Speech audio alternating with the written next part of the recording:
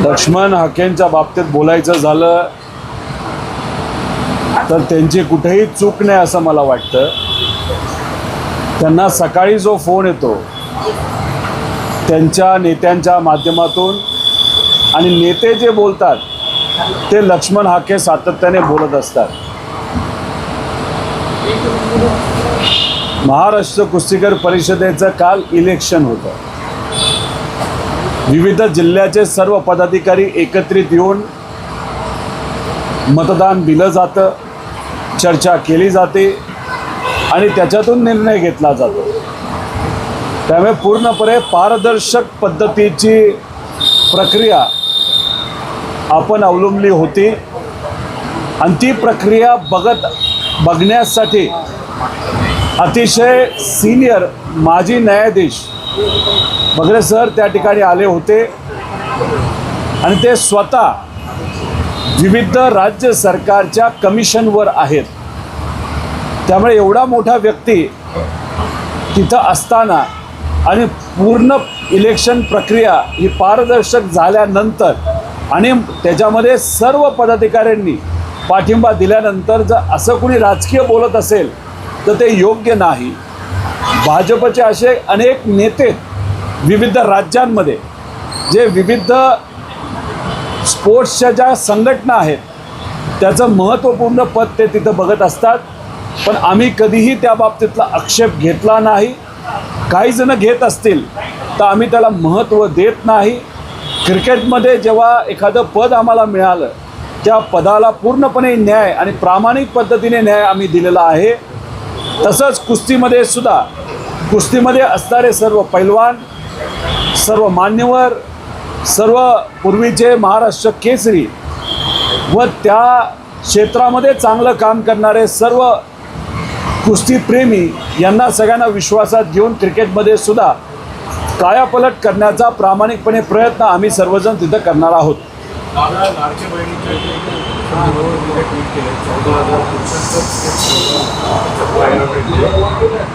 अजित पवारांनी काल एक वक्तव्य केलं की ज्या पुरुषांनी या योजनेचा लाभ घेतला त्यांना सोडणार नाही. इतकी उशिरा कसं काय कळतंय? अधिवेशनामध्ये अनेक वेळा आम्ही हा मुद्दा मांडला होता की तुम्ही टप्प्याटप्प्याने 24 ते 25 लाख महिलांची नावं कदाचित कमी करणार आहात. त्याचं स्पष्टपणे उत्तर आम्हाला द्या. पण त्याच्यावर आम्हाला थातुरमातुर उत्तर हे मंत्री महोदयांकडनं तिथं मिळालं. आम्ही करणार नाही, अजिबात कमी होणार नाहीत. पण आत्ता आपण जर बघितलं तर 24 लाख महिलांची नावं तिथं कमी केली आणि त्याच्याचबरोबर काही अशाही लोकांना या योजनेच्या माध्यमातून पैसे दिलेत की ज्यांच्या घरी 4 चाकी गाडी आहे, चांगला बंगला आहे, अशा महिलांना दिलं. पण त्याच्याचबरोबर आपण जर बघितलं तर 14,000 पुरुषांना सुद्धा ही योजना दिली आहे. म्हणजे इलेक्शनच्या काळामध्ये हे लोक इतके घाबरले होते, कोणाला योजना जाते याचा कुणीही विचार केला नाही. पण सरकारचा पैसा आहे, थोडी आपल्या घरचा आहे, आपल्या बापाचा पैसा आहे, कसंही वापरा पण मतदान मिळालं पाहिजे, इलेक्शन झालं पाहिजे आणि लोकांनी आपल्याला मतदान केलं पाहिजे या दृष्टिकोनातून ही योजना डिझाईन केली गेली होती असं आमच्या सगळ्यांचं मत आहे. आणि हे विसरून गेले, हे गरिबाचा पैसा आहे, हा टॅक्सचा पैसा आहे. आणि मग अशा पद्धतीने जर गोष्टी घडत असतील तर याला पूर्णपणे सरकार जबाबदार आहे. सरकारने या बाबतीतली जबाबदारी घ्यावी. कसं या 14,000 पुरुषांचं नाव आलं हे लोकांना सरकारने सांगावं. कुठले कुठले अधिकारी याच्यामध्ये जबाबदार आहेत ते सरकारने तिथं सांगावं. आणि मग अधिकारी जबाबदार असतील तर मंत्रीसुद्धा जबाबदार आहेत. गरिबाचा टॅक्सचा पैसा 21 कोटी रुपये आणि त्याच्याचबरोबर जे इतर महिला आहेत ज्या या योजनेत बसत नव्हत्या, ज्यांच्याकडे 4 चाकी आहेत, गरीब महिला राहिल्या बाजूला आणि ह्या सर्व 4 चाकी असणाऱ्या महिलांना ते तुम्ही आणलं गेलं तर ह्या सगळा जो पैसा आहे ज्याचा उत्मात तुम्ही केला आहे त्याच्यासाठी पूर्णपणे मंत्री महोदया जबाबदार आहे. आणि मंत्री महोदयांनी यासाठी राजीनामा हा दिलाच पाहिजे असं आमच्या सगळ्यांची मागणी आहे. याच्याचबरोबर अजून एक कहर तुम्हाला सांगतो या योजनेचं मार्केटिंग करण्यासाठी सरकारने खूप मोठं बजेट केलं होतं. कदाचित 150-200 कोटी रुपयाचं बजेट मार्केटिंगसाठी होतं. पण हे बजेट कुणी वापरायचं होतं तर राज्य सरकारचा एक विभाग आहे माहिती व तंत्रज्ञान. कदाचित या विभागाच्या अंतर्गत ह्या सगळे कॉन्ट्रॅक्ट काढले जातात. पण गेल्या काही महिन्यांपूर्वी 3 कोटी रुपये हे शिल्लक होते जे या बजेटमधले होते. ते 3 कोटी रुपये जो शिल्लक बजेट होतं ते महिला व बालविकास या मंत्रालयाने राज्य सरकारला सांगितलं की ते 3 कोटी रुपये तुम्ही आम्हाला द्या आणि ते 3 कोटी रुपये आम्ही खर्च करतो. पण हा खर्च 3 कोटी रुपये कोणावर केला गेला तर कदाचित मंत्री महोदयांच्या जवळच्या काही लोकांच्या नावाने जी कंपनी आहे आणि कदाचित त्यांच्या पक्षाचं प्रमोशन आणि इलेक्शनमध्ये प्रचार ज्या कंपनीने केला आणि त्याचं नियोजन केलं अशा कंपनीला 3 कोटी रुपये हे दिलेत. आमच्याकडे सर्व पुरावे आहेत. ते पुरावे आम्ही सोशल मीडियावर टाकू. त्यामुळे 14,000 पुरुषांना यांनी मदत केलीच. त्यात कदाचित भाजपचे, अजितदादा पक्षाचे आणि शिंदे गटाचे अनेक कार्यकर्ते सुद्धा असतील. पण अशा पद्धतीने गरिबाचा पैसा तुम्ही वापरत असाल तर याची पूर्णपणे जबाबदारी ही मंत्री महोदयांनी घ्यावी. आणि अजितदादा बोलतात ते जर खरं ते करत असतील तर मला त्यांना एकच सांगायचे, अधिकारी जबाबदारी आहेत, त्याच्याचबरोबर 14,000 लोक जबाबदार आहेतच, पण मंत्री महोदयासुद्धा जबाबदार आहेत. त्यामुळे या सगळ्या लोकांवर तुम्ही कारवाई करणार का असा प्रश्न अजितदादांना आम्ही सर्वजण करतो. तुम्ही म्हणाला की आता बोलताना अहिल्यानगरमध्ये असं म्हणाले म्हणजे तुमचा उल्लेख त्यांनी उपटकुटुंब असा केलेला आहे. तुम्ही आमच्या पक्षातलं सांगू नये असं ते म्हणालेलं आहे. सल्ला देऊ नये आम्हाला, कुणीही उपटकुटुंब येईल आणि आम्हाला सल्ला देईल ते आम्ही का ऐकायचं असं ते म्हणालेले. तुमचा खास करून उल्लेख त्यांनी केला. त्यांनी काही सांगितलं असलं तरी तो त्यांचा विषय, त्यांची पार्टी आहे. बाहेरून जे दिसतं हे तिथं मी बोलून दाखवलं. आजपर्यंत पार्टी झाल्यापासून दादांवर जेव्हा केव्हा त्या ठिकाणी बोलणं गेलं, किती नेत्यांनी त्यांना पाठिंबा दिला आणि बाकीच्या नेत्यांना जेव्हा अडचणीत आणलं गेलं तेव्हा किती लोकांनी त्यांना पाठिंबा दिला हे कुठेतरी त्या ठिकाणी बघावं. आणि हे काय ठीक आहे, त्यांना जे काय बोलायचं ते बोलू द्या. पण नक्कीच बाहेरून बघत असताना आणि काही आमदारांची चर्चा केल्यानंतर स्पष्टपणे दिसतं की त्यांच्या पक्षामध्ये कदाचित 2 गट हे निर्माण तयार झालेले आहेत. मात्र दादा तुमच्यावर बोलताना अजित पवार म्हणाले की चांदेपासून बांद्यापर्यंत जे उपटकुटुंब बोलतात त्यांनी आम्हाला सल्ला देण्याची गरज नाही. मोठे असा तुमचा उल्लेख. आता उपटकुटुंबाचा अर्थ काय हे मला तरी माहीत नाही. त्यामुळे त्यांनाच खरं तर आपण विचारलं पाहिजे की त्याचा अर्थ काय. ठीक आहे, आमच्याबद्दल तुम्हाला जे बोलायचं ते तुम्ही तिथं बोला. पण आजपर्यंत आम्ही अजितदादांबद्दल, एकनाथ शिंदे साहेबांबद्दल, देवेंद्र फडणवीसांबद्दल जे काय बोललेलं आहे नाही तर सरकारच्या विरोधात जे काय बोललेलं आहे कुठेही आम्ही मोघम बोललेलो नाही. आमची पातळी सोडून आम्ही बोललेलो नाही. आणि जे काय बोललो आहे ते पुराव्यासकट तिथं बोललेलो आहे. त्यामुळे दादांनी जो शब्द तिथं वापरला तेव्हा स्पष्टीकरण हे दादांनीच द्यावं याचा अर्थ काय. सुनील तटकरे म्हणतात की तुम्ही मनाने अजूनही भाजप सोबतच आहात, खरं काय नाही ते त्यांनाच माहिती. त्यांच्याच मनामध्ये भाजप असावं आणि येणारी लोकसभा ही 100% ते भाजपवरनं लढणार असावेत. आणि जो आम्ही म्हणतोय अजितदादा पक्षामध्ये 2 गट मुद्दामून त्या ठिकाणी पाडले गेले त्याचं मुख्य कारण उद्या जेव्हा तटकरे साहेब अजितदादांना सोडतील, भाजपच्या पक्षातून तिथं उमेदवारी करतील तेव्हा त्यांचा एक गट पूर्णपणे भाजपमध्ये जाण्याची तयारी ही तिथं तटकरे साहेबांनी आत्तापासूनच सुरू केली असं आपल्याला म्हणावं लागेल. त्यांच्या मनामध्ये भाजप असल्यामुळे आता ते भाजपच्या थोडे जवळ गेलेत.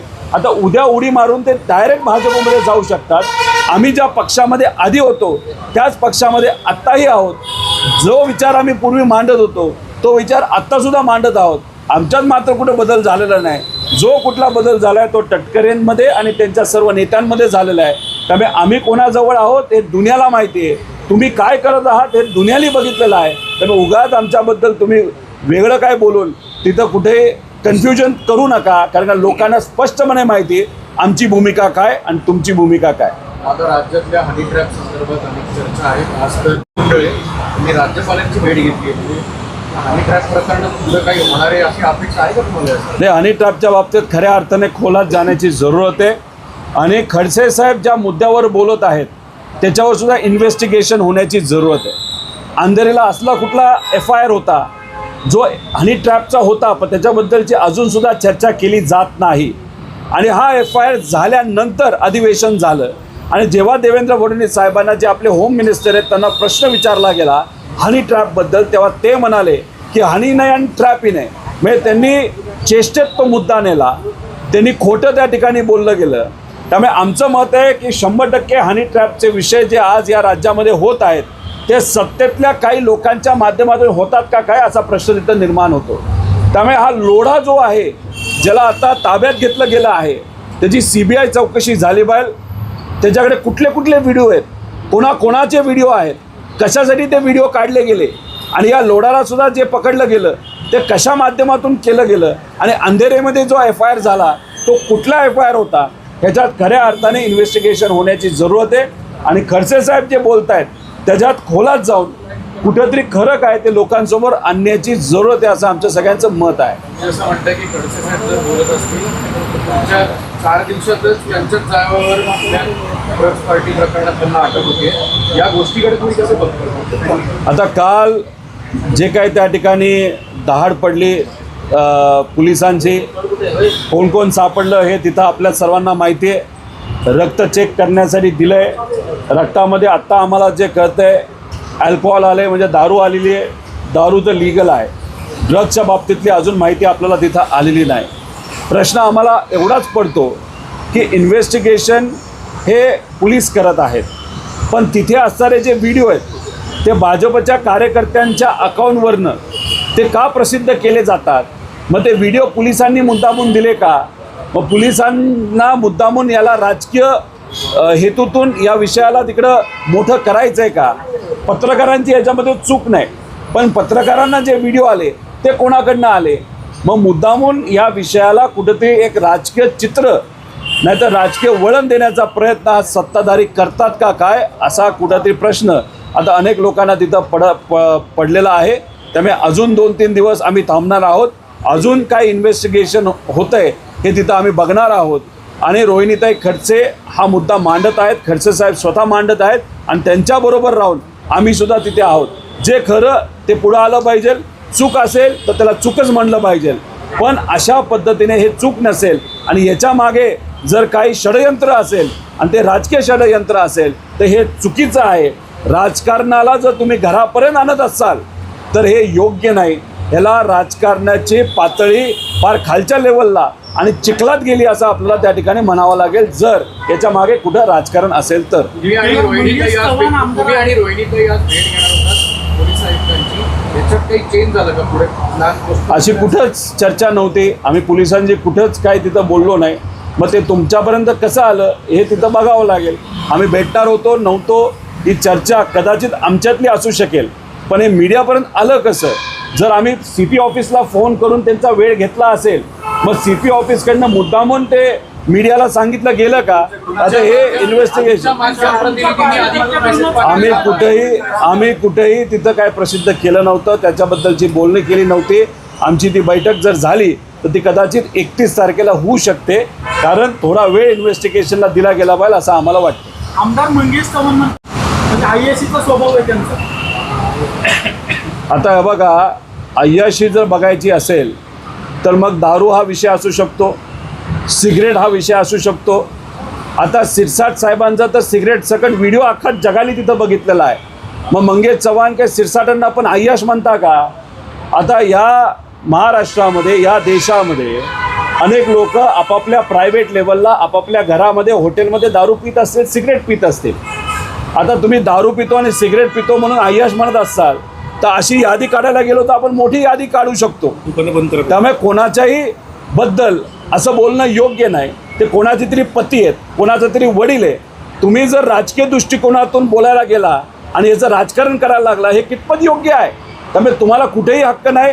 ते राजकारणात असले असते तर मंगेश चव्हाण त्यांच्याबद्दल बोलत असतील तर आम्ही मान्य करतो, पण आमच्याकडे पण विषय येत असताना कोणाच्या तरी घरचा विषय येतो, कोणाच्या मुलाचा विषय येतो, अजून काय येतो, पण आम्ही त्याचं राजकारण करत नाही. म्हणजे भाजपला कुठं ना कुठंतरी इथं राजकारणच फक्त करायचं असा भूमिका ही पूर्णपणे स्पष्ट होती असं आम्हा सगळ्यांना वाटतं. पण इथे कोकेन, गांजा आणि ड्रग्ज सापडलं, त्याचं काय? आता ते कोणाकडे सापडलं, कोणाच्या पर्समध्ये सापडलं, त्या महिला कोणाच्या परिचयाच्या होत्या, कारण का ज्याचा वाढदिवस होता त्या व्यक्तीने कोणाकोणाला बोलवलं होतं, ते फक्त प्रांजलला बोलवलं होतं का इतर लोकांना बोलवलं होतं. आता प्रांजलला फक्त एकट्याला बोलवलं असतं तर प्रांजलच दिसले असते, पण ह्या 4-5 लोक होते, ते कोण होते, कोणाची ओळख होती, हे कुठेतरी इन्व्हेस्टिगेशनमधून पुढं आपल्याला कळेल. ते जेव्हा कळेल तेव्हा त्या बाबतीत आपण स्पष्टपणे बोलू शकतो. आता उद्या जाऊन एखादा व्यक्ती इथं आला आणि कमरेला बंदूक लावून आला आणि मग उद्या आमच्याबरोबर फोटो काढला आणि जाऊन बाहेर तर कोणाला मारलं तर आम्ही जबाबदार असं जर तुम्ही म्हणणार असाल ते योग्य ठरणार नाही असं आमचं त्या ठिकाणी मत आहे. हे सगळं स्पष्टपणे आम्ही इन्व्हेस्टिगेशन नंतरच या बाबतीत स्पष्टपणे बोलू शकतो. टीप कोणी दिली याची काही तुम्हाला माहिती मिळाली का? टीप नेमकी कोणी दिली याची काही माहिती शोधली का? या इन्व्हेस्टिगेशन अजून पूर्ण झालेलं नाही, कोण आहे? याच्या मागे आपल्याला बघावं लागणार आहे आणि ते बघितल्यानंतरच बऱ्याच काही गोष्टी तिथं कळणार आहेत. आणि कधी कदाचित असंही असू शकतं की प्री प्लॅन्ड असेल. त्यामुळे आज अर्धवट माहितीवर हे बोलण्यापेक्षा पूर्ण माहिती येऊ द्या, अख्खी स्टोरी आपण त्या बाबतीत तुमच्या समोर त्या ठिकाणी आणू. त्यांच्याच नावाने बुक करण्यात आली होती. आता माझ्या एखाद्या मित्राचा वाढदिवस जर त्या ठिकाणी तो मित्र म्हणला या रूममध्ये तिथं घ्या तर रूममध्ये हॉटेलला घ्या आणि मी ती बुक केली, पण त्या मित्राला अजून 4 लोकांना बोलवलं तर हे अजून स्पष्ट झालं नाही ते कुणी कोणाला बोलवलं होतं. ते इन्व्हेस्टिगेशनच्या माध्यमातूनच स्पष्ट तिथं होईल. मित्राचा वाढदिवस होता, मित्राची पार्टी होती, हे मात्र स्पष्ट कुठंतरी झालेलं आहे असं आम्हाला समजतं. असं असताना सुद्धा प्रांजल खेवलकर यांचा त्याच्याशी कसं काय संबंध येतो हा सुद्धा मग तो ड्रग्सच्या निगडीत असेल तो आत्ता का फिरतोय बाहेर, त्याच्यावर का कारवाई झाली नाही, त्याला का आधीच पूर्वी तुम्ही आत घेतलं नाही. त्यामुळे कुठंतरी बरेच काही गोष्टी आहेत की तुम्ही फक्त ॲलिगेशन झालं, खरं काय खोटं काय हे तिथं आपल्याला म्हणजे उद्या हा माणूस जो तुम्ही म्हणता की त्या विषयामध्ये त्याचा तो बिझनेस आहे, मग पोलिसांनी आधीच त्याला पूर्वी का पकडलं नव्हतं, हे बऱ्याच काही गोष्टी आहेत. याच्यामध्ये अजून जे आपण म्हणतो की क्रमवारी वापरले गेलं असं होऊ शकतं. हे आज काहीच बोलू शकत नाही, त्याला वेळ काळ जाऊन द्यावा लागेल, मगच ह्याच्यामध्ये आपण स्पष्टपणे नक्कीच तिथं बोलू शकतो. मुद्दा असा आहे, रोहित दादा पहिल्यांदा MCA चे अध्यक्ष होते, क्रिकेटचे जिथे साहेब होते तिथे झाला. म्हणजे राजकीय वारसा म्हणजे ताई वारसदार आहेत साहेबांचं म्हणणं आहे, पण आता दादा कुठून वेगळा पक्ष आहे, साहेबांचे राजकीय वारसा पुढे चालवण्यात दुसरे रोहित पवारांची वाटचाल सुरू आहे का? क्रिकेट मी स्वतः खेळत होतो, मला क्रिकेटवर प्रेम आहे. तिथं संधी आदरणीय पवार साहेबांच्या मार्गदर्शनाखाली माझ्या सरकारला मिळाली आणि संधी म्हणजे जेव्हा तुम्हाला पद दिलं जातं त्या पदाला न्याय कसा दिला जातो हे तुम्हाला जर बघायचं असेल तर गेल्या 2.5 वर्षाचा MCAचा प्रवास तुम्ही बघितला तर तुम्हाला तिथं कळेल.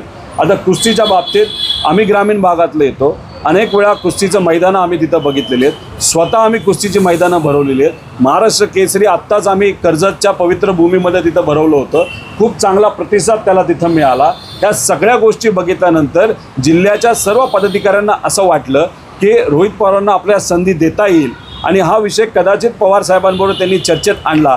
पवार साहेबांनी एवढंच सांगितलं, जर तुम्हाला वाटतं, जर सर्व जिल्ह्यांना सर्व ज्या जिल्हा लेवलच्या संघटना त्यांना वाटत असेल की हा व्यक्ती चांगला आहे तर तुम्ही त्याला संधी द्या. सगळ्यांनी मिळून त्या ठिकाणी निर्णय दिला. पवार साहेबांनी फक्त तुम्हाला वाटत असेल तर ह्याला संधी द्या आणि सगळ्या संघटनेला वाटलं हो हा न्याय देऊ शकतो आणि एकटा माणूस मी काहीच करू शकत नाही. अनेक जे पदाधिकारी तिथं आहेत ते स्वतः पैलवान राहिलेले आहेत, ते पदाधिकारीसुद्धा जबरदस्त काम येत्या काळामध्ये करताना आपल्या सगळ्यांना बघायला मिळतो. म्हणजे संघटनांमधले वादाचं भेटणार का? 3 संघटना आहेत, एक तर महाराष्ट्र लेवलला महाराष्ट्र कुस्तीकर परिषदेमध्येच जे काही लोकांनी तिथं वाद घालून एक वेगळा काही प्रयोग करण्याचा प्रयत्न केला ते काही टिकत नाही. आम्ही आजच कदाचित आमचा चेंज रिपोर्ट हा धर्मादाय आयुक्तांकडे तिथं दिला असेल. राहिला प्रश्न जो केंद्रीय असोसिएशन आहे त्यांचा ना आमचा वाद जो आता कोर्टामध्ये आहे तो तर आम्ही तिथं लढूच, पण तरीसुद्धा आता नवीन बॉडी आम्ही आल्यामुळे आम्ही तिथे असणाऱ्या पदाधिकाऱ्यांशी चर्चा करू, चर्चेतून काय मार्ग निघतोय का त्या ठिकाणी बघू आणि तो मार्ग तिथं निघाला तर तिथं कोर्ट केस राहतच नाही, पण कोर्ट केसमध्ये आमची बाजू ही नक्कीच भक्कम आहे असा आपल्या सर्वांना विश्वास आहे. त्यांनी व्यक्तिगत काही लोकांना घेऊन एक वेगळा प्रयोग तिथं केलेला आहे त्यामुळे तो गट फक्त गटच राहील आणि पुरताच तो गट राहील असं आम्हाला तिथं वाटतं. बाकी मेजॉरिटी जे सर्व 95% असोसिएशन आहेत, जिल्हा असोसिएशन आणि शहर असोसिएशन, या महाराष्ट्र कुस्तीकर परिषद आत्ता जे काल इलेक्शन झालं त्यांच्याबरोबरच आहेत. हे कालच्या मताच्या माध्यमातून आपल्या सगळ्यांना बघायला ते मिळालं. ॲप्लिकेशन होणार का? कारण काय असणार आहे? भारतीय कुस्तीगीर संघाशी हे ॲप्लिकेशन होणार का तुमचं? कारण आता ते पुचडे आणि भोंडवेंचं आहे. तो संघ अजून जन्मलेला संघ आहे. 3 वर्ष झालं ते जन्मून, त्याला महत्त्व काय नाही. ते काय केस टिकत नाहीत, ते राहणार म्हणजे ते जिंकू शकत नाहीत. राहिला प्रश्न हा जो छोटासा गट जो कुठेही त्या संघाशी संलग्न, म्हणजे आधी संघाच्या विरोधात तुम्ही लढत होता आणि आता संघालाच मित्र म्हणून तुम्ही या मेन बॉडीच्या विरोधात तुम्ही लढत आहात. त्यामुळे आता ह्यांचा दोघांचा प्रश्न तिथं संपलेला आहे. पण केंद्राची जी प्रमुख बॉडी आहे त्यांची नाही आमची कदाचित येत्या काळामध्ये चर्चा होईल. कोर्टात आम्ही लढतोय, तिथं तर आम्ही जिंकणारच आहोत. पण मग कोर्टात जिंकून नातं खराब करण्यापेक्षा चर्चेतून काय मार्ग निघतोय का, या बाबतीत चर्चा येत्या काळामध्ये आपण केंद्रीय जी असोसिएशन आहे त्यांच्याबरोबर नक्कीच करू. उद्या होणाऱ्या कॅबिनेटच्या पूर्वी कोकाटेंचं राज्य होती ही शक्यता आता दिसत होतीये.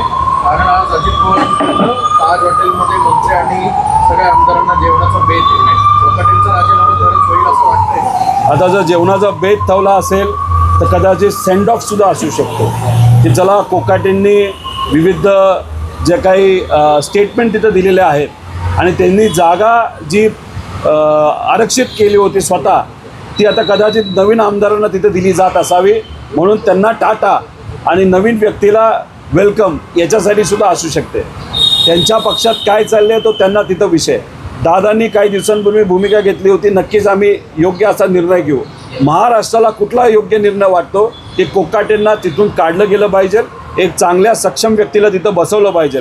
आणि फक्त अजितदादांच्या पक्षाचाच विषय असं नाही, शिंदे साहेबांचे सुद्धा शिरसाट जे आहेत त्यांच्या बाबतीत सुद्धा निर्णय हा सरकारला तिथं घ्यावा लागणार आहे. आणि भाजपचे सुद्धा अनेक नेते आहेत, अनेक मंत्री आहेत की त्यांच्या बाबतीतला सुद्धा निर्णय भाजपला घ्यावा लागणार आहे. लवकरात लवकर हे सगळे निर्णय तिथं घ्यावे लागतील. जर निर्णय त्यांनी घेतला नाही तर परत एकदा या सरकारचा अहंकार आपला त्या ठिकाणी बघायला मिळेल. दादा, कोकाटेंचं मंत्रित्व मकरंद पाटलांना केलं जाईल अशी चर्चा होती. मकरंद पाटील योग्यतेची वाटतं बघा, त्यांचे नेते, त्यामुळे तो त्यांचा तिथं निर्णय आहे. जेव्हा केव्हा संधी दिली गेली जाईल, 6 महिने आम्हाला बघावं लागेल की खरंच काय त्या ठिकाणी कोण काम करतं आहे. पण ओव्हरऑल जर आपण या राज्य सरकारचं बघितलं, या राज्य सरकारमध्ये हे जे सरकार आहे 3 पक्षाचं, तेच या महाराष्ट्राच्या योग्यतेचं आम्हाला वाटत नाही. कारण कुठेही राज्याच्या हिताचा, सामान्य लोकांच्या हिताचा निर्णय या राज्य सरकारकडनं गेल्या 9 महिन्यामध्ये झालेला आपल्याला कुठेही दिसत नाही. बीडमध्ये दुर्दैवाने जातीवादाचे दोन्ही आमदार म्हणजे धनंजय मुंडे आपल्या जातीच्या व्यासपीठावर गेले, इकडं सोळंके म्हणतात माई जात आडवी येते. मंत्रिपदासाठी या गोष्टी करणं कितपत योग्य आहे? महाराष्ट्रामध्ये जातीवाद, धर्मवाद हा नसावा. आता जर आपण बघितलं तर मुंबईचं इलेक्शन डोळ्यासमोर ठेवून प्रांतवादसुद्धा तिथं आणलेला आहे. म्हणजे तो राज्यातला आहे का राज्याच्या बाहेरचा आहे, मराठी का अमराठी. त्यामुळे या सरकारमध्ये जातीवाद हा खूप मोठ्या प्रमाणात वाढवला जात आहे. नेतेच खऱ्या अर्थाने हा वाद तिथं वाढवतात असं आमच्या सगळ्यांचं मत आहे. हे दोन्ही आमदार एकाच पक्षाचे जे आज सत्तेत आहेत. त्यामुळे दादा या बाबतीत भूमिका काय घेतात हे बघावं लागेल. कारण दादा कधी कधी बोलून जातात की आम्ही भूमिका घेऊ, आम्ही निर्णय घेऊ, पण मग जेव्हा एक बैठक तिथं घेतली जाते त्या बैठकीत असं काय होतं की दादांना म्हणावं लागतं नाही रे ठीक आहे, जे चाललं आहे ते चालू द्या. आता दादांच्या 2-3 स्टेटमेंटवरनं असं वाटलं की बदल होणार आहे, कोकाटेंना घरी बसवलं जाणार आहे. पण आत्ता ती बैठक ज्या काय होत आहेत त्याच्यात असं दिसतंय की नाही, त्यांना घरी पाठवलं जाणार नाही. मग कुठं ना कुठंतरी असा एक गट त्यांच्या पक्षामध्ये तयार झालेला आहे जो दादांच्या निर्णयाच्या विरोधात त्या ठिकाणी भूमिका घेतोय, असं कुठंतरी तिथं आपल्या सगळ्यांना दिसायला लागलेलं आहे. धनंजय मुंडेंना वक्तव्य केले की वंचित मोठ्या पदावर गेले काही लोकांचं पोट फुटू लागतं, मला बदनाम करतं मात्र माझ्या जातीला बदनाम केलं. कोण कोणाला बदनाम करतंय? आम्ही वाल्मिक कराडला बदनाम केलेलं आहे. वाल्मिक कराडच्या विरोधात तिथं पुरावे आहे. वाल्मिक कराडली फक्त संतोष देशमुखचा खून केला असं नाही, तिथं महादेव मुंडेचा पण वाल्मिक कराडली खून केलेला आहे. महिलांच्या बाबतीतले सुद्धा जर विषय तुम्ही काढले, फक्त एका दुसऱ्या कुठल्या तरी समाजाच्या बाबतीत त्यांनी त्या महिलांवर अन्याय नाही तर त्यांचा वापर केला असं नाही, त्यांच्याच समाजाच्या महिलांवर सुद्धा वापर तिथं केला गेला आहे. नाहीतर त्यांचा तिथं जे काही आम्हाला कळते आता त्यात शहानिशा आपल्या सर्वांना करावे लागेल. त्यामुळे आमचा आक्षेप वाल्मिक कराडचा आहे. आणि वाल्मिक कराड कोण? तो तुमचा खासम खास. त्यामुळे गुंडाला तुम्ही जवळ ठेवलं आणि त्या गुंडाच्या माध्यमातून मर्डर केले गेले, अनेक विषय तिथं केले गेले. आणि मग या विषयामध्ये आम्ही अन्यायाच्या विरोधात आहोत, आम्ही गुंडागर्दीच्या विरोधात आहोत, आम्ही दडपशाहीच्या विरोधात आहोत, आम्ही झुंडशाहीच्या विरोधात आहोत, आम्ही कुठल्या जाती धर्माच्या विरोधात नाही. आम्ही जेव्हा भूमिका महादेव मुंडेच्या बाबतीतली घेतो नाही तर त्याच्या बाजूली घेतो, ईश्वरी मुंडेच्या बाजूनी जेव्हा भूमिका घेतो तेव्हा तुम्ही त्या बाबतीत काय बोलणार आहात? त्यामुळे उगाच या विषयाला बाजूला करा. आम्हाला फक्त त्या गरीब ईश्वरी मुंडेला तिथे न्याय मिळाला पाहिजे, संतोष देशमुखच्या परिवाराला न्याय मिळाला पाहिजे, असं आमची सातत्याने भूमिका त्या ठिकाणी राहिलेली आहे. आणि त्यांच्या विरोधात कोण बोलते? आता बांगर नावाचा जो व्यक्ती, ज्याचा व्हिडिओ आपण सर्वांनी बघितला, कदाचित मी जर बरोबर असेल तर, तो सुद्धा कोणाच्या विरोधात? वाल्मिक कराड याच्याच विरोधात तिथं बोलत आहे आणि पुराव्यासही त्या ठिकाणी बोलत आहे. जर त्यांनी फोटो महादेव मुंडेचे दाखवले असतील, काहीतरी तथ्य असेल. त्यामुळे उगाच या विषयाला जेव्हा अंगावर येतं ना, जेव्हा कोणाच्या अंगावर येतं तेव्हा जातीची धाल पुरा केली जाते. हे करू नका, जातीवाद वाढू नका. जर तुमच्याकडे काही सत्य असेल, पुरावे असेल, त्याचा वापर करा तुम्हाला ढाल म्हणून. जातीचा वापर हा कुणी केला नाही पाहिजे असं आमच्या सगळ्यांचं मत आहे. मुद्दा तोच आहे दादा. खरं तर महादेव मुंडेची केस 2 वर्षापूर्वीची, त्यावेळेस कोणीच आवाज उठवला नाही. नंतर संतोष देशमुखची केस आली, सगळ्यांनी आवाज उठवला. ते प्रकरण आता खूप न्यायपृष्ठ आहे. मग आता उशीर नाही झाला का आपल्याला ईश्वरी मुंडेला न्याय देताना? एक तुम्ही समजून घ्या की जे काही महादेव मुंडेचे फोटो नाही तर इन्व्हेस्टिगेशन हे कुठेही त्या ठिकाणी झालं नव्हतं. जेव्हा ही केस झाली होती त्यावेळेस प्रश्न असा होता, मर्डर झाला आहे की नाही झाला, का ते गायब झालेत. त्यामुळे त्यावेळेस स्पष्टता नव्हती की मर्डर झाला आहे. पण नंतर जेव्हा संतोष देशमुखचा मर्डर झाला आणि त्याचे फोटो जेव्हा बाहेर आले तेव्हा महादेव मुंडेच्या केसला सुद्धा तिथं धार आली. काही सामाजिक संघटनेने त्या ठिकाणी लक्ष घातलं आणि मग मर्डर झाला आहे अशी त्या ठिकाणी चर्चा झाली. आणि मग आत्ता फोटो बाहेर आलेत, आपल्या हातामध्ये तिथं फोटो आलेले आहेत आणि मग त्या चर्चेला कुठंतरी अजून जास्त ताकद आलेली, धार आलेली आपण सर्वजण बघू शकतो. त्यामुळे हे तो त्या ठिकाणी विषय असं आमच्या सगळ्यांचं म्हणणं आहे. तुम्ही डेट केलं होतं, त्यात असेल तर आम्ही डेट का नाही फक्त ट्विट करता असं असेल तुम्हाला? आता माझ्याकडे काय पेगेसेस आहे का? तुम्ही तुमच्या मंत्र्यांना विचारा ना काय परिस्थिती आहे. मी काय बोललो आहे की अशा प्रकारची चर्चा आहे. काय असे मोठे नेते ज्याचं मी नाव घेणार नाही पण ते BJPचेच आहेत, त्यांनी त्यांचे फोन बंद ठेवलेले आहेत. ते कधीपासून बंद ठेवले? जेव्हा नाशिकचं कुठलं तरी ते हनी ट्रॅपचं प्रकरण आलं त्यानंतर त्यांचा फोन बंद येतोय असं बोललं जातं. त्याच्याचबरोबर जेव्हा हे नवीन मंत्री झाले तेव्हा जुन्या जे घरं होती, जे शासकीय घरे होते, त्या टॉयलेटपासून फार त्या पोर्चपर्यंत तुम्ही सगळं तोडलं आणि परत नवीन बांधलं. हे का केलं? कारण का बऱ्याच लोकांना भीती होती की कॅमेरे लावलेत का, तिथं ऑडिओ टेप करायचा काही तिथं विषय आहे का, अशा प्रकारच्या गोष्टी. आणि मी कुठं हे बोललो नाही, माझ्याकडे पुरावा आहे. अशा प्रकारची चर्चा आहे असं अजितदादांना मी म्हणालो. आणि दादांना खरेच पुरावे पाहिजे असतील तर मी आत्ता 1 तासानंतर एक पुरावा देतोय की महिला व बाल कल्याण विभागाने 3 कोटी रुपयाचा गैरउपयोग कसा केला ॲडव्हर्टाइजमेंटचा. आता 1 तासातच मी ती ट्विट टाकतो, पुरावे देतो. त्या बाबतीत अजितदादा काय करतात हे आपण त्या ठिकाणी बघूया.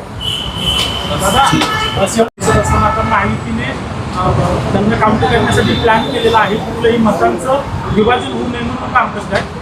ठाकरे बंधू एकत्र आले तर एकनाथ शिंदेला सर्वात जास्त फटका बसेल असं दिसत. हे बघा, तुम्ही एक समजून घ्या की ठाकरे परिवार दोन्ही बंधू जेव्हा एकत्रित येतात तेव्हा तिथं एकनाथ शिंदे साहेबांना अडचण होणार हे सगळ्यांना तिथं माहिती आहे. पण भाजप पण बघा, भाजप जेव्हा विरोधात बोलतं या ठाकरे बंधूंच्या बाबतीत ते उद्धव ठाकरेंबद्दल जास्त बोलतात आणि राज ठाकरेंबद्दल काहीच बोलत नाही. मग मला हेच तो गोंधळ कळत नाही की ह्याच्या मागे काय चाललं आहे आणि काय रणनीती आहे, याचा अभ्यास करावा लागेल. म्हणजे भाजप राज ठाकरेंना टार्गेट करत नाही, भाजप उद्धव ठाकरेंना टार्गेट करतात. आणि तिथं एकनाथ शिंदे साहेबांची तर अडचण इतकी झाली आहे की काय चाललं आहे, म्हणजे उद्धव ठाकरे हे आपले दुश्मन आहेत का भाजप आपली दुश्मन आहे हे मात्र एकनाथ शिंदे साहेबांना त्या ठिकाणी कळत नाही. त्यामुळे टप्प्याटप्प्याने एकनाथ शिंदे साहेबांची ताकद भाजप तिथं कमी करत चाललेला आहे. आणि त्याच्याचबरोबर तुम्ही अनेक नेत्यांना विचारा एकनाथ शिंदे साहेबांच्या, त्यांना इन्कम टॅक्सच्या नोटिसेस ह्या आलेल्या आहेत. श्रीकांत शिंदे भाऊंना सुद्धा इन्कम टॅक्सची नोटीस आलेली आहे. आता मात्र फक्त अजितदादांना ते हात याच्यासाठी लावत नाहीत की एकनाथ शिंदे साहेबांनी जर वेगळा कुठला निर्णय घेतला तर बॅकअपला आपल्याकडे 30-40 आमदार असावेत म्हणून दादांना तसंच ठेवलेलं आहे. पण एकनाथ शिंदे साहेबांचा विषय संपला की टार्गेट हे अजितदादा होतील हे मात्र कार्यकर्त्यांना नक्कीच त्या ठिकाणी कळलेलं आहे.